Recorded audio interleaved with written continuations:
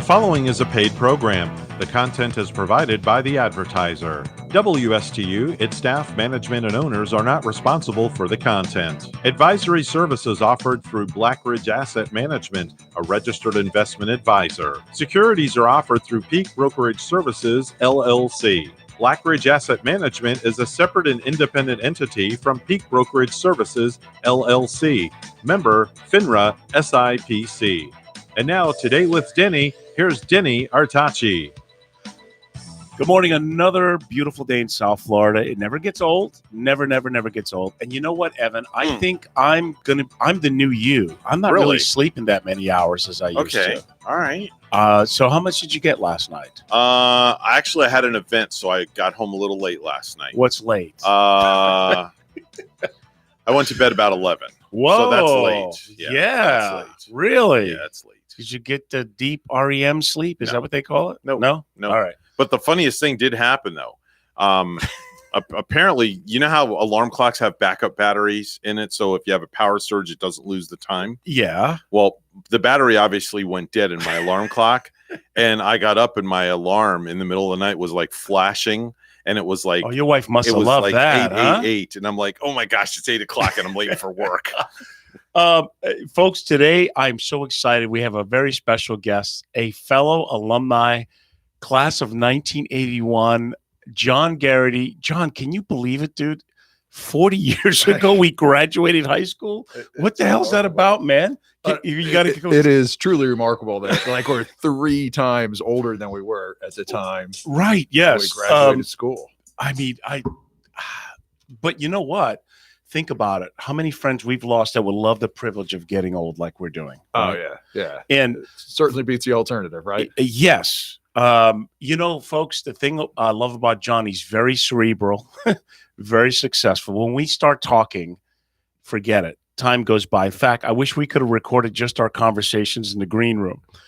There's not enough time of what I want to talk to you about. But I want to first tell people you're a coach. You're a successful coach, right? That's what you do for a living? Yeah, I've been a business coach for a long time. I essentially, my objective is to awaken, inspire, and equip leaders to envision, pursue, and celebrate lives of joy and impact. So primarily, I work with owners of closely held businesses that want to make sure their lives are integrated and that they are really thriving in all different aspects of their lives. They tend to be, successful professionally, but they're also very interested in the relationships that they have, the health that they've developed, the impact they're having. You see, folks, listen to this guy. He's saying this stuff unscripted. He's living this, and that is very powerful, my friend. And everybody needs that. Everyone needs help in life. I'm a student. I'm still learning every day, and it's that self-awareness thing. So, gosh, when you look at the world and where we're at, it's kind of nutty out there, John. I mean, what do you make of? Well, first of all, we were talking about the perception of, yes, we love our country, but we're not necessarily number one in many things. And that's the part that kind of gets fuzzy, right? You study this even more than we're not number one in education, right? We're not number one in healthcare. And most of the factors people are going to look at: education, healthcare, Yeah. lifespan, quality of life, happiness. So there's a lot of areas where we're not thriving. Right. That doesn't mean that individual people are not thriving. That's true. Yes. It just means that as the collective, it doesn't seem as if we're really working effectively. And we spend a tremendous amount of money, both personally and as a country, to address these issues. But it seems that opposing special interests kind of come in and break down on the efficiency that's kind of available. And so we spend more money than a lot of countries do on education, on healthcare, and get far worse outcomes.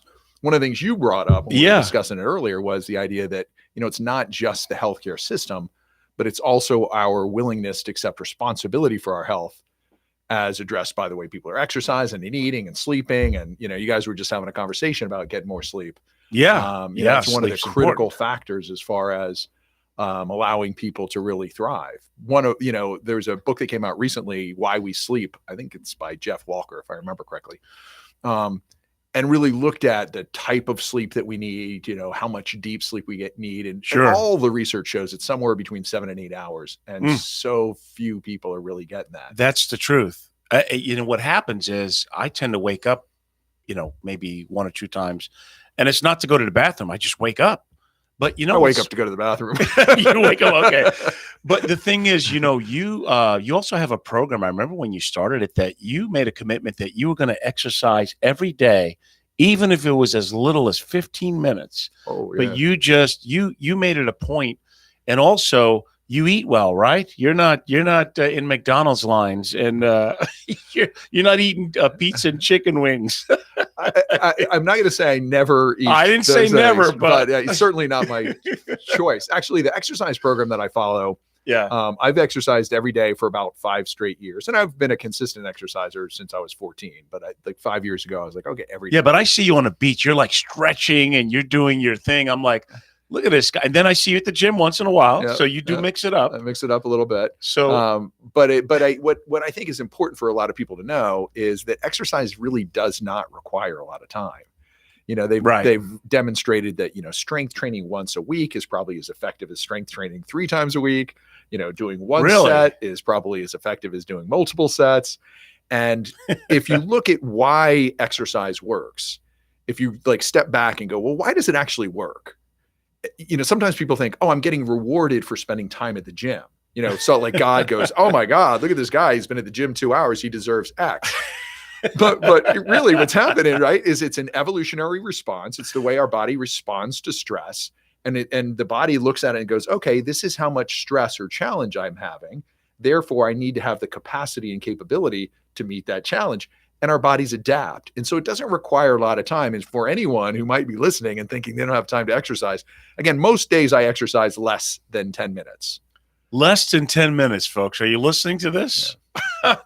You're looking good. Hey, you know what? We're representing our class of 81 pretty good. We're doing all right, right? We're doing all right. We could still do better. Yep. But I use shoe polish on the hair. That's why mine is darker than yours. It is. That's the only reason. Yeah, I use gray shoe polish, I guess. Gray shoe. I didn't figure out that I was supposed to change colors. I was like, oh, shoe polish? Sure. Where's the that's what I call it, just for whatever the hell it is, holding on. I don't know. Maybe I should flip it and go white and gray. Wait, is that what you're doing, Evan? He's like, he's I don't rolling, care. Right? It's funny. I did dye my hair one time.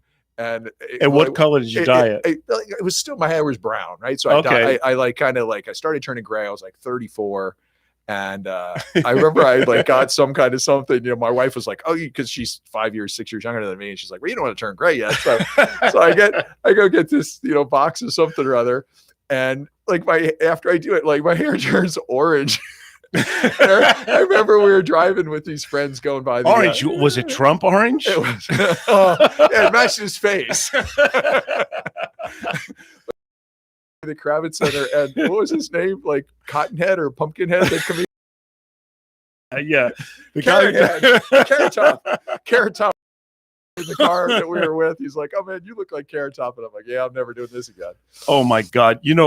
There's a guy I was telling you on TikTok that he does a Trump impression. It's so funny. So he did one at Walmart and he's like, yeah, we're here and I'm seeing some ballots in the back here. Let me see if I can find it because it really is fun. Listen to it. Well, of course, we're here at, I believe they call it the Walmart, frankly, and it's the automotive section. It's a great section. And we're looking at things. We're looking at things very strongly. We're finding ballots all over the place, all over here. There's some ballots behind there, all over. Believe me, big things coming up, frankly. Unbelievable people. Yeah, he definitely does a good job. He does. Both in content and his voice. Absolutely. Now, you and I, we equally laugh at all politicians because they're not all equal. Some of them are more hilarious than others without even trying. Yeah. I'm fearful that Joe doesn't quite know everything that he's saying these days. And they used to like to make fun of Obama, but Obama ran the law review. This guy was when he got on the podium, he did not sound like he worked at a bait and tackle shop. He did not. I remember one time when it was relatively early, when they were beginning to consider Obamacare. Yeah. And he stood, and there were like whatever, all the House of Representatives were like kind of challenged. Much impromptu he was handling all the questions. And it's one of those times where you look at it and you go, okay, that person's significantly brighter than I am, and you would think that they would yield, right? Okay, the floor recognizes he's not a dum-dum. Go ahead, sir. Finish your sentence. They can even have different opinions, but the idea that you're going to look at that and walk away and say he's not a bright person, right? It's not going to happen. I can say I don't agree with his perspectives or where he landed on this or his approach to this. It just I think diminishes the conversation when you, instead of acknowledging he's bright and his perspective, I don't think he's looked at everything, but I'm going to acknowledge he's bright. When you tell me he's not a bright guy, then I start just shutting you down, I'm like, well, okay. Listen, that's why I like speaking with you, because you awaken my perspective. I mean, we started a conversation there that I started off base until you pointed some things out, but I like being wrong, John, because I learn something every time I'm wrong. I'm far from knowing everything. So the problem these days, and you and I have discussed it, whatever happened to politely discussing and disagreeing on things to see if you might learn something? Like, for example, let's take this pandemic, and you and I, Evan's vaccinated, I'm vaccinated, you're vaccinated, I'm pro-vaccinated. I'm not sure if I'm a pro-mandate. I don't think but then you started the argument as like, well, look, Denny, 90% of these people in the hospitals are unvaccinated. So that's really the reality that's going on, isn't it? Well, right now, from the statistics and what I'm reading, I think it's in the 97-ish percentile. Which is huge. And the thing that I think is worthy of consideration, one, is obviously there's this horrible cost to the people that are getting sick. Right. Yes. So at the end of the day, they're ending up getting really sick and it's causing challenges. People are losing people in their families. All those things are really sad. The other side of, like, when people start to talk about their rights and their personal responsibility, if we were to look at and say, okay, so now there's 680,000 dead people, right, from COVID.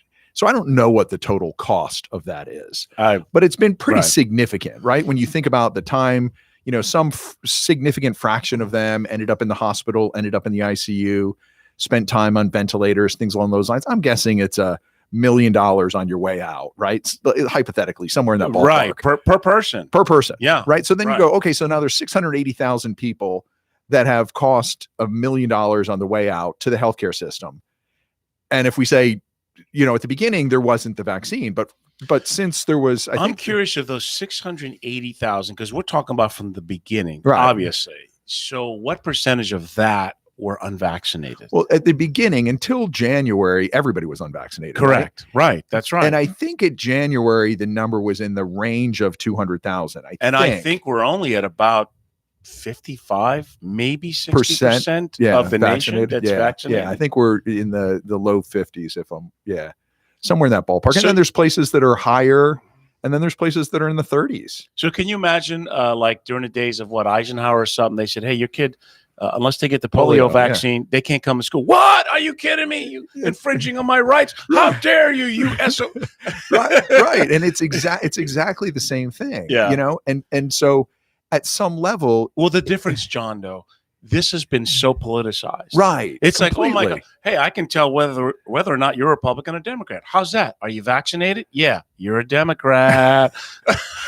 well, fortunately, that's not completely true, right? There's a lot of my friends that are, while I tend to lean left, I have a lot of friends that don't. I tend to lean right. Yes, I'm conservative for conservative fiscal policies. I think we're spending money like drunken sailors on shore leave. I am also in that way. Also, I wouldn't say conservative, but I believe that a lot of times people don't have all the information. Yes. They don't look at a complete enough picture about what are the real total costs.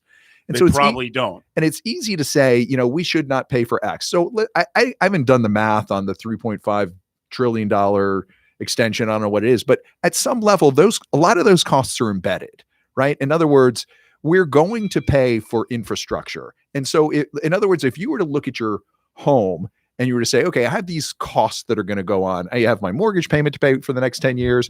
I have all these housing. I have to feed my family. I have to do all those things. Those costs are coming no matter what, right? So there's a lot of those costs that are embedded.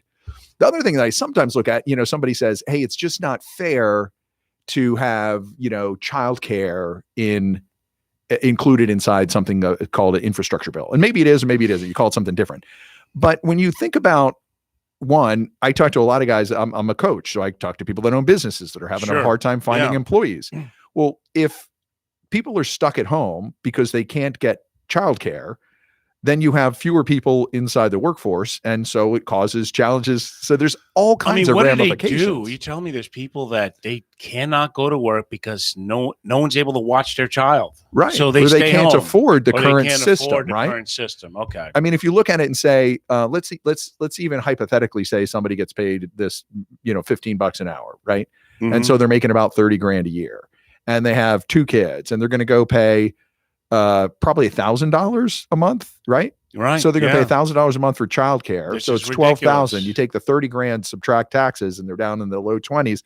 They got $10,000 a year to live on. So how can they go to work? It's when you put it like that, it's just. So what I would love to do is, and this is what our country was meant to do, but it is separated from it, is to actually really debate issues. Like when you're looking at trying to solve a problem, Anthony Robbins talks about, he has this system of making decisions, right? Mm-hmm. I forget what he calls it, but it's basically, the acronym is OOCEMR. It stands for Outcome, Options, Consequence, Evaluate, Mitigate, and Resolve. And so what you're really trying to do is, like, the first thing we need to go is, what do we really want to create? What is the outcome? And get clear about that. Because often if we go high enough, we can find alignment. And then the options are going to be variations across the spectrum. And then you can start to think about, okay, what are the consequences of all of these? The full consequences, not the soundbite consequences. Well, that's the problem. The congressional leaders they're stuck in so much rhetoric that they can't hear what the other person is trying to say. Right. And they certainly don't trust each other. And ultimately, John, they work for us. Theoretically. Right. They don't actually work for us. Well, I mean, we can say that they do because we pay them. Because we pay them, right. But they don't, like, if I had an employee that did that bad a job working for me, they'd be fired. Pretty much, right? Yeah. Right? We can't fire them. They would not have 6 years before I had an opportunity. That's why they don't work. You're right. We can't fire them. We can't fire them. And then the other problem, a huge problem, is the gerrymandering. Because you have situations where most of the districts are completely uncompetitive, right? And so the only risk somebody has, whether they're conservative or liberal, is whether someone's going to come in further extreme to them and challenge them in a primary, because most of the districts are going to land where they land. And so we end up having extremists instead of people that are moderates and collaborators. Do you believe in term limits for Congress as well and Senate? Or I'm not certain that's the solution. I'm not opposed to it, right? But I don't like if that were to happen. I'm almost like, would the K Street revolving door just go faster, right? Somebody go in and go, hey, right. That's awesome. I only have to spend 6 years and then I can go work as a lobbyist instead of having to get a career in there. Yeah, when you put it like that, you're right. It's like the devil you know is better than the one you don't know. Maybe. And it just may not solve the problem. Again, what I would invite us to do is to step back and go, okay, what is the outcome we're really looking for? That usually is a great place to start. What are we trying to accomplish here? What is it that we're trying to do? And we talked about it and joked. People need to empower themselves, because as you can't sit at home and watch CNN for 8 hours a day and expect to get anywhere in life. That's just not how it works. Expecting for that next reporter to say something different. Right. Hi, I'm the new reporter, and I'm going to tell you the exact same news, but in my interpretation of it. Yeah, and if you're staying on the same station, you're basically getting very similar interpretation. Pretty much, right. It's not like one guy's going to come after the gal and be totally different on that station. Yeah, like they used to have point counterpoint. Yeah. How about what? Yeah, right. Someone tells a story, and by the 15th person, it's something totally different. Well, that doesn't happen in the news. They're pretty programmed, folks. Yeah. So, but the thing about your message, one of the reasons I was excited about the show is you're living a good life purposely. It's not by accident. It's purposeful, and you think about it. You take action to make it happen. And I try and say that that's how I want to be in my life. I try and be that way as much as I can. Yeah, and I think you do a great job of it. Well, I appreciate that. The bromance is blooming, ladies and gentlemen. We're in love. We're in love. But you know what? I think more people should talk to one another, not at each other, but actually speak. I honest to God, I've had invites to people to come on the show here, and they're afraid to come on the show. I don't know why. And I want it from both spectrums, the right, the left, the I don't cares. I've had charter financial analysts, CEOs, music promoters, healers. And I think what I love about this medium here is to have guests like that, to talk to people and share what's made them successful and happy. Ultimately, if you're not happy and you don't have your health, what's the point of living, right? Right. I mean, if you don't have those two things. I'm going to back up for just a little bit of background because you said I'm living intentionally and on purpose and things along those lines, which I agree with. I think one of the things that is helpful to know wasn't always the case, right? Yes. I mean, yes. Let's talk about that. How many years are you sober? About 30 years sober. Wow. Right? So I'll be 30 years New Year's Eve.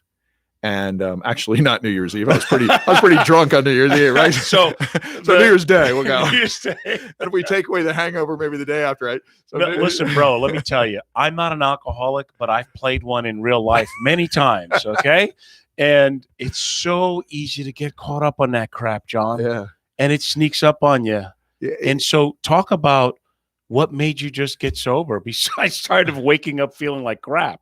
Well, I think there were a few things. Like while I was in my 20s, so I got sober when I was 29. While I was in my 20s, I was in college. I had a job at a health club that was a pretty, fun job. And there were elements, and the guy that owned the club was very growth oriented. Okay. And so I started to get exposed to, kind of like Zig Ziglar and Dennis Waitley and Brian Tracy, classics. right? The old guys. Yeah. And so there started to be incongruence between what I was learning and how I was living. And eventually it got to the point where I just, it was just difficult to continue to deny, and really what happened, the way I got sober is though I never got a DUI, I certainly, thank God. Right. Yes. Right. I mean, I got pulled over numerous times. Evan doesn't drink. He maybe once in a great blue moon. Yeah. And you know what? This Saturday, it'll be 30 days that I haven't had a drink because once in a while I just stop drinking to clean myself because, I mean, wait a minute. This is the norm I'm playing in a band. People want to buy me shots. Oh, and you have, moderate drinking is like 2 drinks a day. Well, people drink 2 drinks in 10 minutes. Right. That's where the disconnect is. Right. And it's acceptable. Right. Hey, John, come on, let's have fun. Let me buy you another one. So finish your story. Well, I remember one time actually going back to my drinking days. So I remember getting pulled over on a Saturday night. A couple of different times in Gainesville where I went to the University of Florida. Okay. And I get pulled over by these cops and they're like, so have you been drinking? And I look at them like I'm like, it's Saturday night. Like almost like I'm entitled. Like it's Saturday night. I'm entitled to be drunk driving around. Yeah. And somehow or another, I guess, because of the time, it would certainly not happen today. No. But that's back in the, early 80s. And at the time, there was just more leniency. The Mothers Against Drunk Drivers hadn't really caught hold, and so it was a different we laugh, time. but it's definitely not a joking matter. Not a joking matter, no. it's alcohol is the most dangerous drug because it's the most acceptable. It is really the gateway drug, and what happens is it's so bad for your body when you drink in excess. Plain and simple. I've never met. And do people get angry when they're drunk? Oh, nah. Yeah. I mean, so it just totally changes. And trust me, I've had my moments, brother, where I'm like, maybe I am an alcoholic because I just drank for 4 or 5 days straight without even thinking about it. Right. Yeah. Until you consciously say, yeah, I don't want to drink today. Or how do I feel? That's actually, there's a couple of points I want to talk about there. So one is, really stepping back and asking yourself, how's this working for you? Exactly. Yeah. And it doesn't. Yeah. I don't know. Have you ever met someone that says, man, I'm so glad I drink so much. I'm so successful. I feel great. And I'm really happy. I've talked to people that are currently drinking at the moment. Okay. That are kind of excusing the behavior and everything's great in my life. And They don't wanna I'm not at change it, all for saying people need to be, I don't drink well, so I don't drink. Right. I'm not, my wife drinks. Yeah, no, I'm not, You know? folks. We're not anti Yeah. don't drink anymore. Yeah, We're my wife just- drinks, We're just saying that you should be conscious if you're drinking too much, and if you're not, it gets in the way of anything. Exactly. Chocolate cake, pizza, right, chicken wings.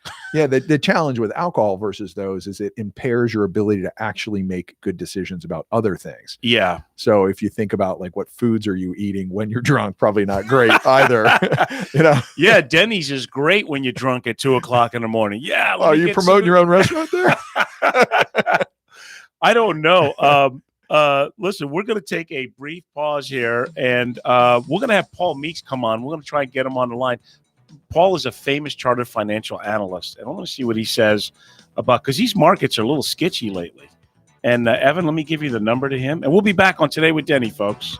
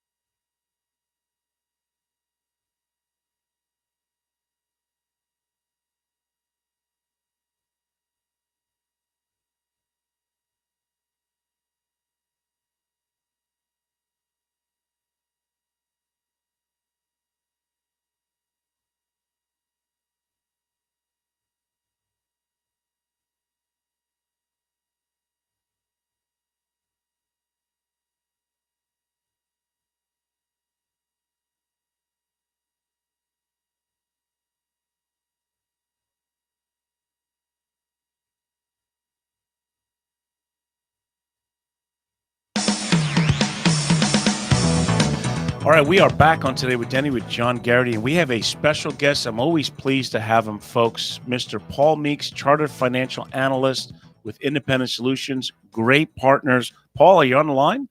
Yep. Hey, nice to talk to you this morning. And Paul, few things happening in the market, and I always remember that you try and educate people that administrations do not move markets. It's the federal monetary policy does, and fundamentals. So are you still bullish going in the next 6 to 12 months in the market? Are you concerned maybe about the new tax programs that President Biden may put into place in January? Are you concerned about inflation, especially with the wages? What is your take on the market going forward? Yeah, so I'm pretty optimistic. The only thing I would say as a caveat is, from time to time, the natural state of things is that you have not a severe correction, definitely not an economic recession, but you do give up some of your gains. Now, earlier in this week, we had a 2 or 3% drop in a single day in the market. That was on Monday, based on this nastiness with this blow up of this real estate developer in China called Evergrande. And so you might have an exogenous or external variable that could cause some turbulence, but we've gone about a year and a half without as much as a 5% correction. And typically in any year, even a good year, you have a bunch of those. Exactly. And so I would say that we're, whether it's exogenous variable like the situation in China with Evergrande, it's going to trigger something. I'm not too worried about it. I don't think it's going to be too deep, i.e., I don't think we'll lose too much money. And I don't think any kind of correction will be long lasting. So if we have something like this, repeat like we had last Monday, I'm probably a better buyer because interest rates still are pretty low.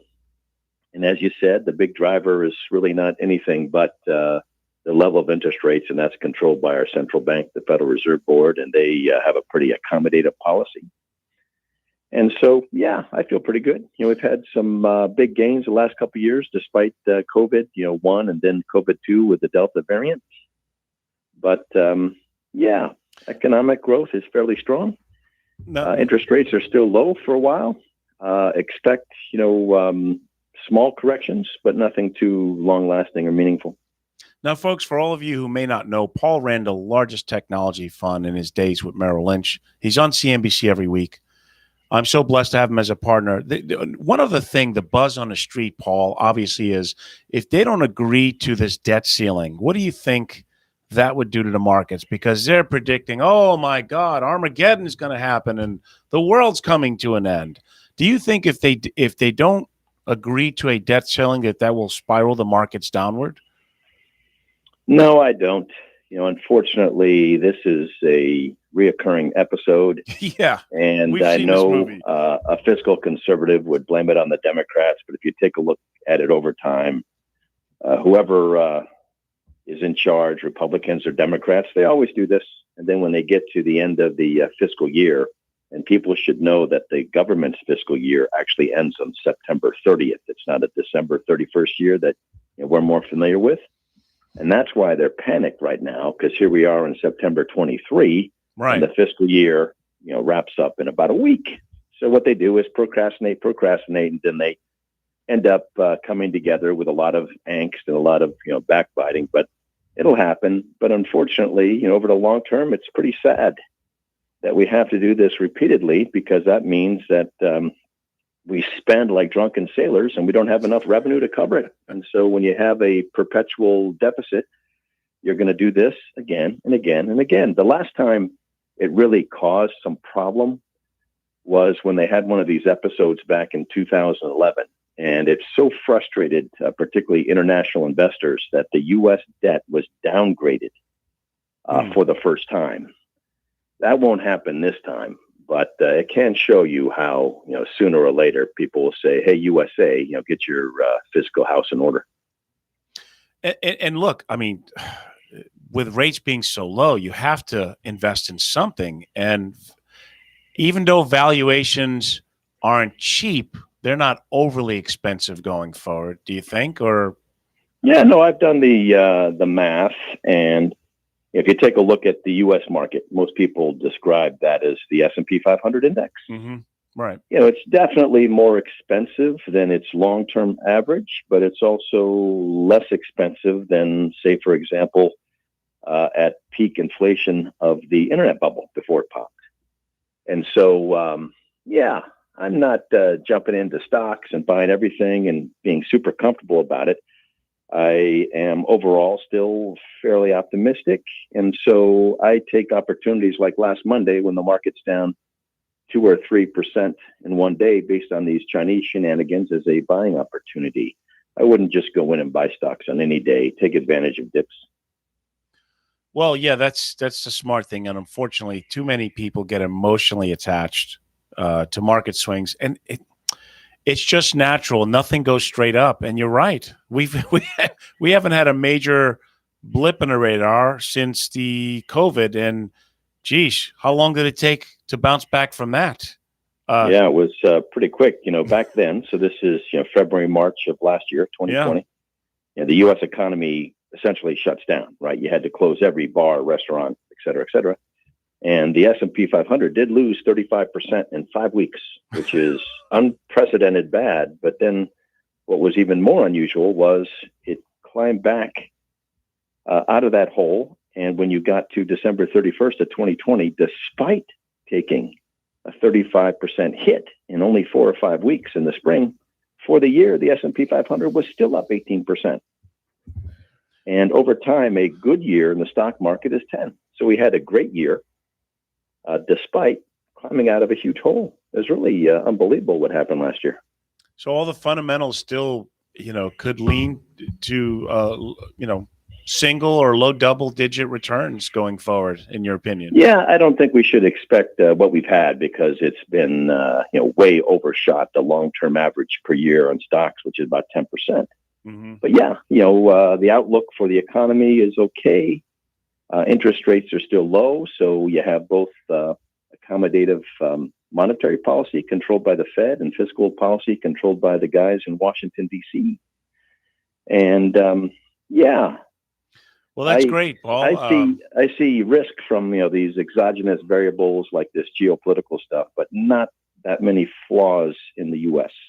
Well, the thing that especially CNBC, because they always ask you about technology. They don't realize that you have an excellent dividend model where you're buying, preferred stocks that are already paying a nice dividend with nice upside potential. So people don't know the Paul Meeks that I know, that you're not just a technology guy. You have other things that you do for clients that are very appropriate and proper, I might say, not just swinging for the fences. And well, and there's times to swing for the fences too, but tech stocks have particularly done so great, even better than the market, which has been pretty good. Right. And so, these days, if I get new money into a portfolio and somebody says, Paul, go wherever you want to go, and it's not earmarked specifically for tech, I'd probably buy less tech and more of the surer, safer, high dividend plays, which are mostly consumer brand stocks. Well, that's why you do what you do, sir. And I'm so blessed. Always a pleasure to have you on the show. Thank you, Paul. I can't wait to have you again. And hey, let's hope we keep chubbing along and people pay less attention to the rhetoric in Washington and stick to the basics of reality. And folks, we still have a pretty good economy going and a lot of good fundamentals for investing. So thanks again, Paul. And I know you're a busy guy. We'll talk to you soon. All right. Best wishes. Thank you. Thank you, Paul. Now, John, you have a lot of advisors that you coach yourself, don't you? Yeah. I mean, that's part of you help them be more successful. Right. My career originally was as a certified financial planner. So that's the field that I started in. And so as I began my coaching career, a lot of my clients were out of that field. And I do a lot of work with, again, closely held business owners. Many of them are closely held financial advisors who have small teams, but very profitable practices. Yeah. And so I don't really do anything as it relates to helping them design portfiolos. No. On those lines. No, you help them be more successful and getting goals and increasing their market share, communication, feeling good. Yeah, really. And helping people to have balance and integration in their lives. There's a belief in our society, I think, that misses that if we really want to be successful, we have to do is drive ourselves all the time. Yeah. And the research really shows that the people that are really thriving are actually living not linear lives, but lives of cycles, right? So that you come hard, you sprint, you get recovery, you sprint, you get recovery. And so that's really what we look at a lot with people, is making sure that they're having all aspects of their lives, that they're integrated and they're feeling great about that. There has to be a balance. You and I talked about it and joked about it in the green room that I go to the beach to read a good book, be quiet and peaceful, and then all of a sudden somebody comes with a big boom box, a keg full of beer, and they're screaming like we're at the bowling alley, and you're like, wow, that's awesome. That's why I came out to the beach, to hear that. And I really believe that. Problem is, most people never take time to do nothing. I told you, I don't think I've been bored in 25 years. When I have nothing to do, I'm like, wow, I don't have to do anything. Let me just enjoy this, Right. or I'll drive without the radio playing in my car, because you're spot on. People never take time to unwind and give their nervous system a break. Right. You're right. There's like, oh, you've got to work 70, 80 hours a week until you pop and drop dead. Otherwise, you're not doing anything. Yeah. And people, so many people feel that, if they're being leisurely, that they're being lazy. Right. Rather than recognizing that, everything in nature requires recovery. Right. We have seasons, we have days where even we're rotating around the sun, and that you were getting different cycles there. Our bodies also have to go through those cycles and have good recovery. And our brains. Right. So, I mean, like, speaking of brains, right. So, we go back to the sleep thing. One of the big reasons we need sleep is for brain health, because that's when we recover. That's like when they look at a lot of the plaques that are resulting in Alzheimer's, which is certainly not a place I want to end up. Taking care of yourself is how you make sure that doesn't happen. John, have I ever, I'm an author, I have a book, or maybe you don't know. I remember you were writing a book. I don't think I've seen your book. Okay. Well, look, listen, I want to give you a copy of it. Awesome. I admire you on so many levels. So I wrote this in the style of As a Man Thinketh by James Allen, and also cool. Richard Carlson, meaning I just wrote some chapters on certain topics, and rather than using 20 minutes of examples, I kind of put a thesis, and they're things that I personally have used to be happy and more successful in life. I know it's helped many people. I don't want you to grade it because you're more cerebral than I am. I probably have run-ons and all kinds of crap in there.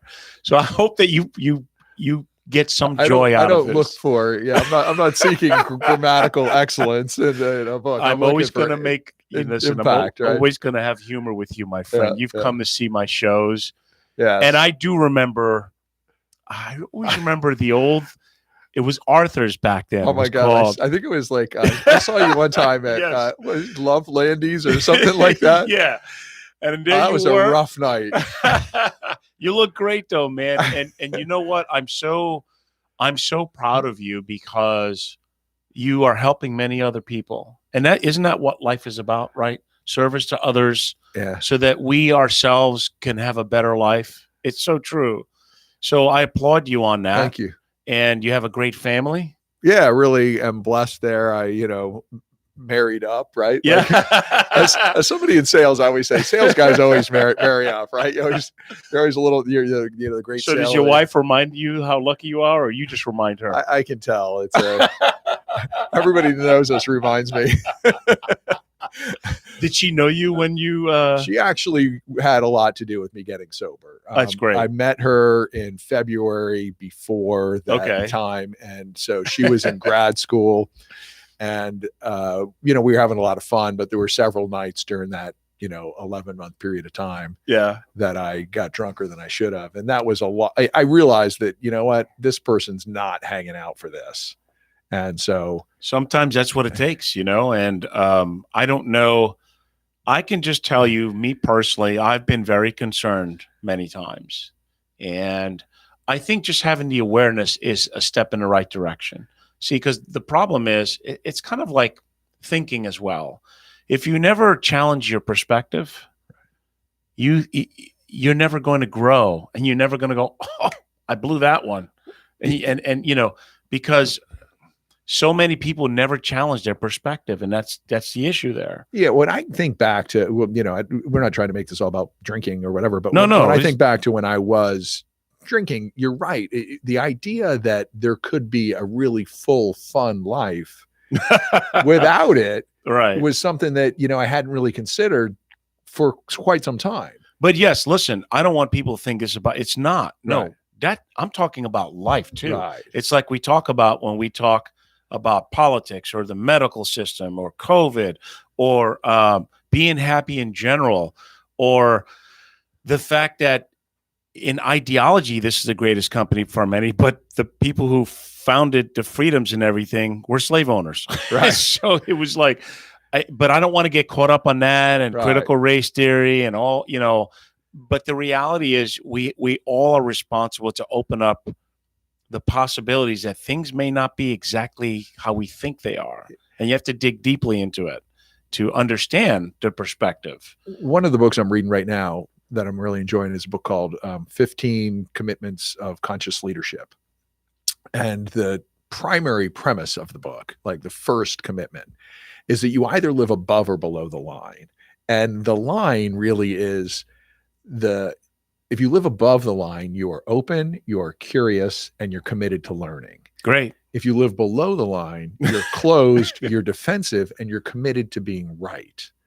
And so so often in our society, what we end up doing is we end up trying to protect our perspective rather than recognizing that we only have a limited perspective no matter what we do, right? And so if we're open to exploring and allowing other people's perspectives to come in and to really explore them, that does not mean you let go of your principles or that you don't have convictions, but that you don't hold on to your own perspective and your story so tightly that you're not able to really see.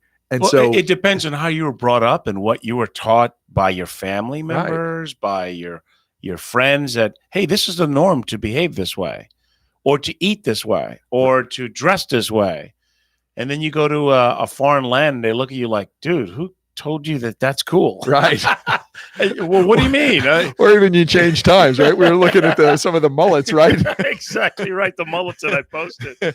Like, I can't believe I walked out there looking like that, like a mullet. Right.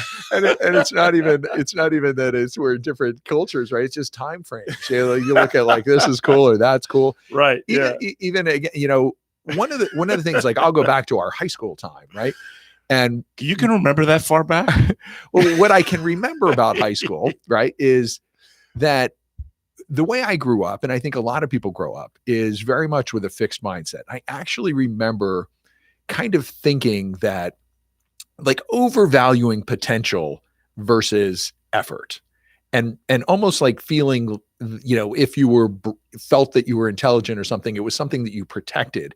But what we know is that people that have a fixed mindset, that see the world in that way, that it's about like the potential you have rather than the effort you bring forth, tend not to bring forth as much effort because they don't want to demonstrate that there's limits to what they're capable of. And one of the greatest things, whether, I think that really was helpful in transforming my life, is shifting from a fixed to a growth mindset, and then really getting passionate about learning and being really open to things. Yes. And it's such people think about, I'm going on an adventure. Well, an adventure is always around if you're open to like looking at things through new eyes. You mean like that drive from Jupiter to Stewart today? That was adventurous. Oh, it was very adventurous, folks.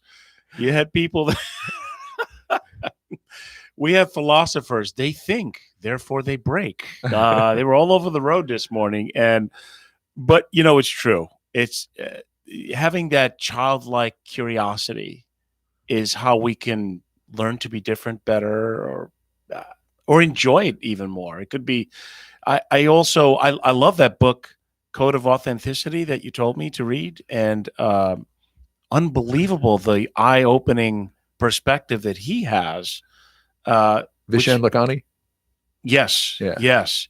I mean, and he went into a village, I think it was in the book he talks about, in Ecuador, where they didn't believe in drinking water. Right.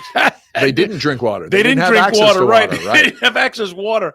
So he went in there and went, what? What do you mean? And they looked at him like he was nuts. And yet those people, those indigenous people, lived to be like 100, 120 years old. If you brought them over here to a doctor, they'd say, yeah, they're going to be dead in 5 or 3 years. Yet they live these lives, and they were accustomed to be. Folks, I love water. I am not giving up water. So it's not a good idea. Not a good idea. But it just goes to show that, yeah. And then, it's true in business, right? You see people in business that don't have a Ivy League education. They don't have all the things at all, but they worked focused with a purpose and with resolve, and they become more successful than people who have so many other things available to them. Right. How does that happen? I don't know. I have some perspectives on it, right? And so one of the things that I think about a lot is that rather than being this fixed thing, right, that has Yeah. a certain capability, if we think of ourselves almost like a universe, right, and the universe continues to expand, well, we too can continue to expand. And the what allows us to continue to grow and develop is the compounding of incremental growth. So when we're engaged in any kind of People are listening and learning going, or- what the hell are these guys smoking? so when we're engaged in any kind of expansive activity, right, whether it's physical and we're getting stronger Yeah. or better or we're getting brighter, like a lot of times, when you look at it, you go, I could never get from where I am to this other place. Yeah, that's right. Rather than thinking like all it is it might be a bunch of steps, Yeah. but it's literally just compounding little steps. And then when you compound those steps over time, that incremental growth ends up being really transformative, and you end up in a completely different trajectory than you would have otherwise. So But if you were never open, and if you didn't put, you have to put forth the effort. Right. I mean, having dreams without effort, that they're just dreams. They're not real goals. You have to commit to what you want to achieve in life. I mean, that's just the way it is. It's never been. I mean, I'm sure there's some people that said, "Oh, well, this just happened naturally. I didn't have to even work at it." Yeah, I don't believe too many things happen that way. I think you purposely, intentionally have to follow a path, be open to the possibilities, evaluate what you're doing, make adjustments, and keep going forward. And you have to work your butt off. You have to have balance. You can't always, we talked about it. It's true. You can't go full tilt all the time. You'll pop. Yeah, and like you were saying, kind of like making those adjustments. It's just like Yeah. flying across the country. Right? Exactly. The planes are not always directed where they're going, but you get new information. Yeah. Right. You get that new information, and then you make an adjustment. What's the best way forward? Yeah. And like, where are the resources that I can connect with, The collaborate with? The other thing too, John, is I think most people are so afraid of failure that's where they lose it. After failing 3, 4, 5, 6 times, they give up. They go, "Oh man, this ain't me because I didn't get it by now." Like they have this illusion that it should come naturally and quickly.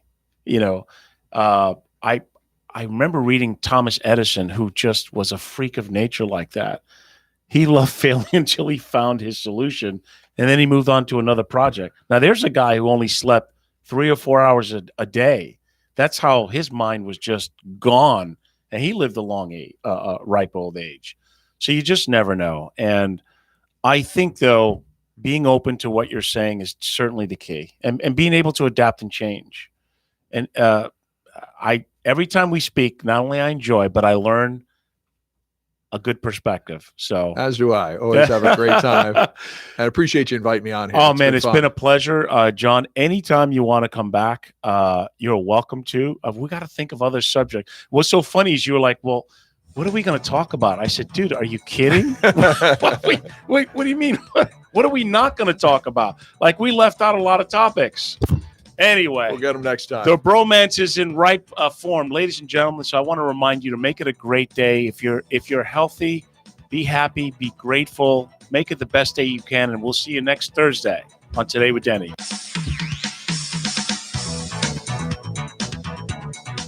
The preceding was a paid program. The content is provided by the advertiser. WSTU, its staff, management, and owners are not responsible for the content. Advisory services offered through Blackridge Asset Management, a registered investment advisor. Securities are offered through Peak Brokerage Services, LLC. Blackridge Asset Management is a separate and independent entity from Peak Brokerage Services, LLC. Member, FINRA, SIPC.